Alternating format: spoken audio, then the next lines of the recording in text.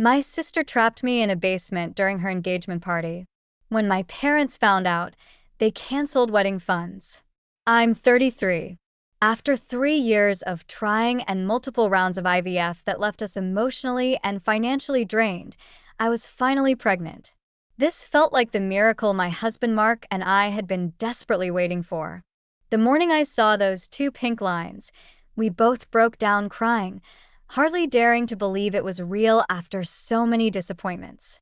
We decided to tell only our parents at first, sharing those precious early moments in quiet celebration. My mom and dad had been our rocks through all the failed attempts and heartache, attending doctor's appointments and helping with the IVF costs.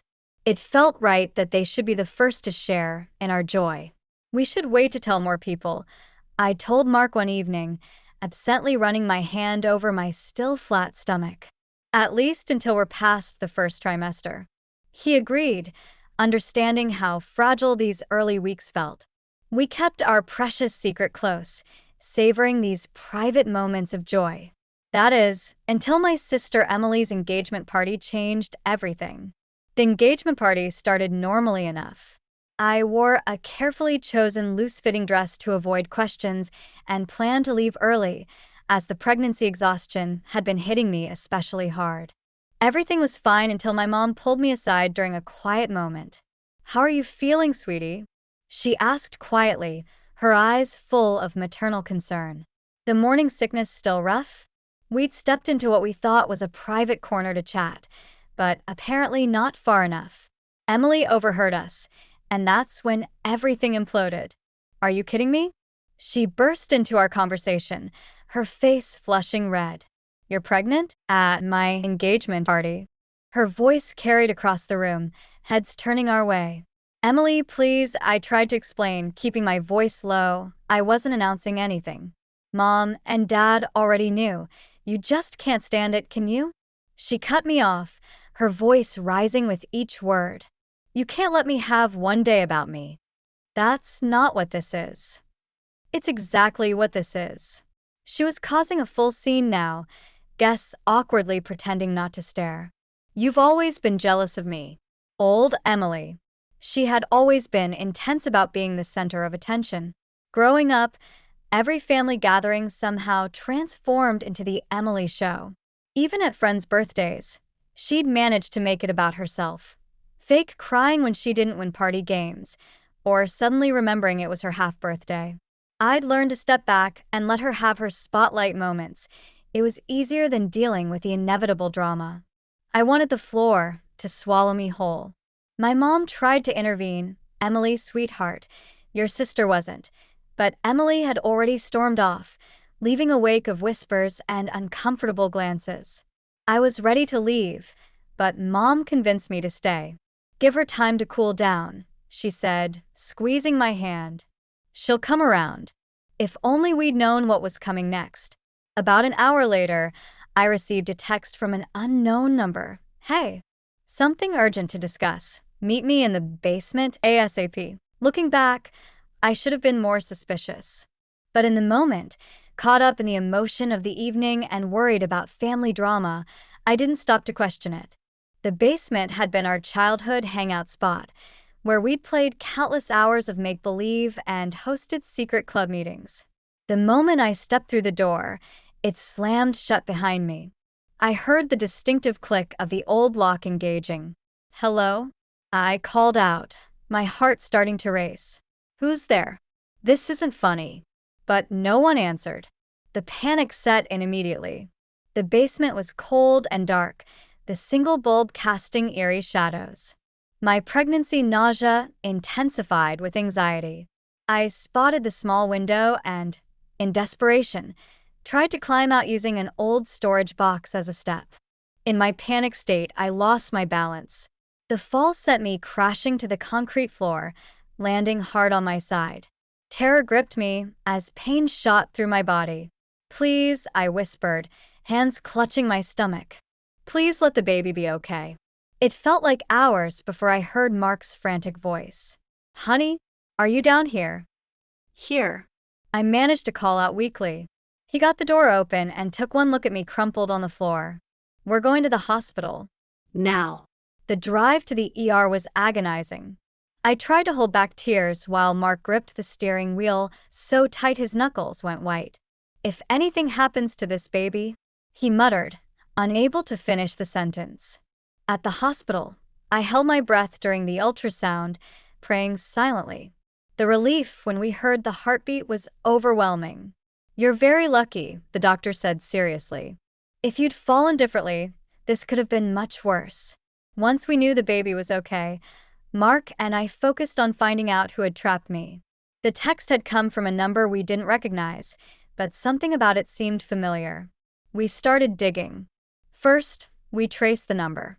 To our shock, it belonged to John, Emily's fiancé. This didn't make sense. I'd only met John a month ago when Emily brought him to family dinner, and he'd been nothing but kind and respectful. He'd even pulled me aside to ask about my favorite local bakeries, wanting to surprise Emily with her favorite treats. We arranged to meet John at a coffee shop away from Emily. When we showed him the text, his face went pale. "I swear I didn't send this," he said, examining his phone. "But I think I know what happened. Emily knows my passcode. She's always going through my phone, saying couples shouldn't have secrets." John agreed to help us trap Emily into confessing. He installed a recording app on his phone and confronted her that evening while we listened from their apartment's kitchen. The conversation started casual, but quickly turned revealing. "Emily," John's voice was steady but firm, "we need to talk about what happened at the engagement party. Someone used my phone to text your sister." "And?" Emily replied with that familiar defensive edge I knew too well from childhood, the tone that always meant she was hiding something. John took a deep breath. "Look, only you know my passcode.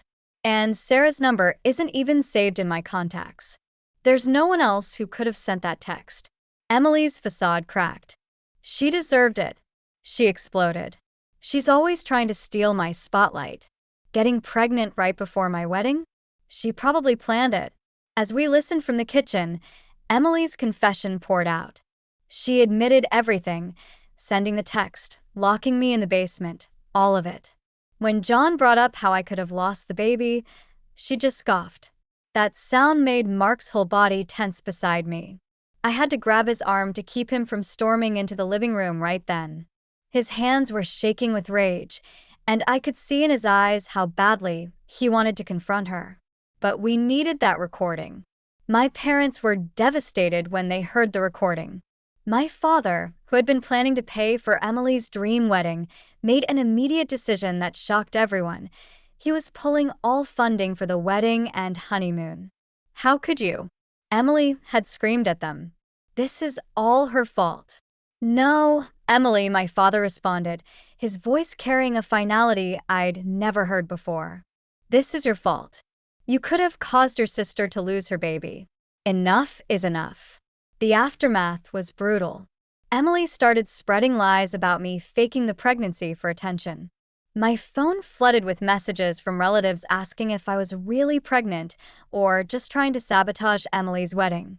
Some even suggested I'd trap myself in the basement for sympathy. "I can't believe she's doing this," I told Mark one evening, scrolling through the accusations. "How can she still make this about herself?" My mother tried to play peacekeeper at first. "Emily's just stressed about the wedding," she'd say. "Try to be understanding." But everything changed when Emily showed up at our house 2 weeks later. I made the mistake of letting her in, hoping maybe she'd come to apologize. Instead, she spotted the framed ultrasound photo on our coffee table and destroyed it, ripping the precious image to shreds while screaming, "I hope you lose it. Then maybe I can have my life back." Mark immediately stepped between us. "Get out," he growled. "Now.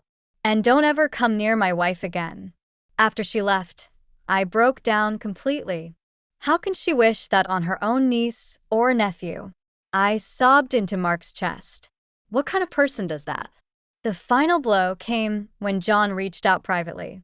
"I'm calling off the engagement," he wrote. "I can't marry someone capable of this level of cruelty." Their breakup only fueled Emily's rage. She blamed me entirely, harassing us with calls and texts until we had to block her completely. The situation reached its climax when she broke into our parents' house and destroyed my childhood bedroom, shredding old photos and smashing my achievements from school. That's when even my mother finally saw Emily for who she truly was. "I'm so sorry," Mom told me, crying. "I should have protected you better. I enabled this behavior for too long." Months passed, and I gave birth to a healthy baby boy, Oliver. For a brief moment, we thought maybe things would calm down. But Emily wasn't finished. She started sending anonymous messages through fake accounts, each more disturbing than the last. The final straw was a letter she sent to my mother-in-law, filled with lies about me being an unfit mother and suggesting Oliver wasn't safe with me. "We can't live like this anymore," I told Mark one night, watching Oliver sleep peacefully in his crib, always looking over our shoulders, waiting for her next attack. We made the difficult decision to move to Mark's home state, where his family had a strong support network. My parents understood, even though it broke their hearts to see us go. "We just want you and Oliver safe," my dad said during our goodbye dinner. "That's what matters most." Emily's spiral continued.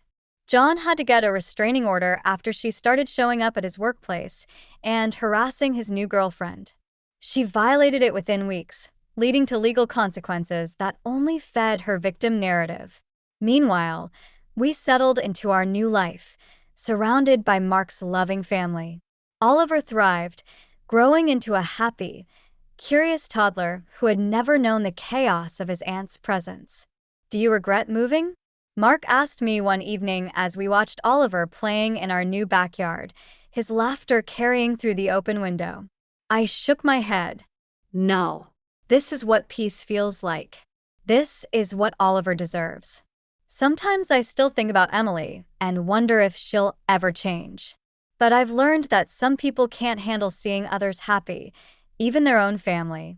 My job now is to protect my son, my marriage, and the peace we've finally found.